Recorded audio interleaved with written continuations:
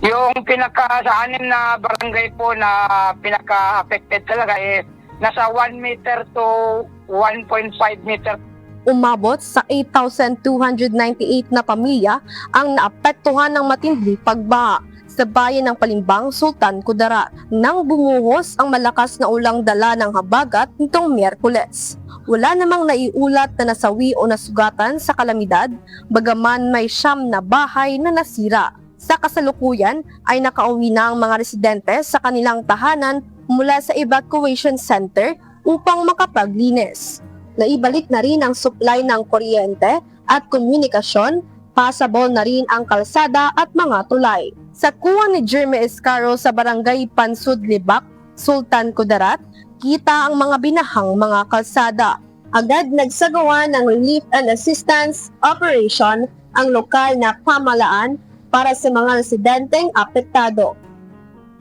Pinapayuhan po namin ang lahat ng mga nakatira sa dalampasigan, sa mga tabing ilog at sa mga delikadong lugar gaya po ng paanan ng mga bundok na mag-ingat po tayo sa mga sakuna. So maging mapamatsyag po tayo anumang oras dahil sa patuloy na pagbagsak po ng ulan ay posible bababa uli mamayang gabi po dito sa ating nasasakupan.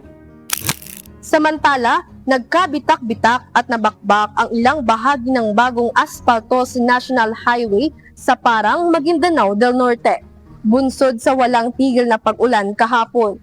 Kanina ay nagsagawa ng clearing operation ang DPWH at inalis na ang mga tauhan ng ahensya ang mga nabakbak na asfalto upang hindi magdulot ng aksidente sa mga motorista at pedestrians.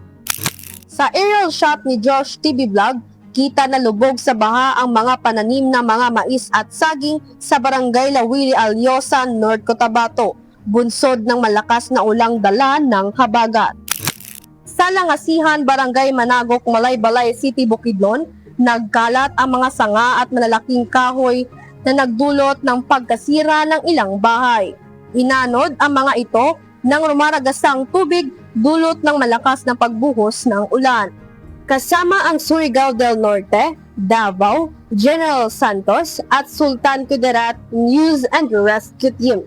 Janelle Española, UNTV News and Rescue. Diyos ang aming sandigan, serbisyo publiko ang aming hinahalagahan.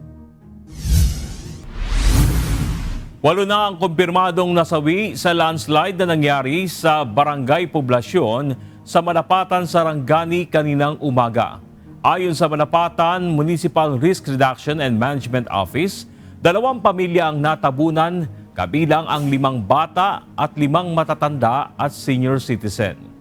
Ang pagguho ay bunsod ng tuloy-tuloy na pag-ulan sa lugar.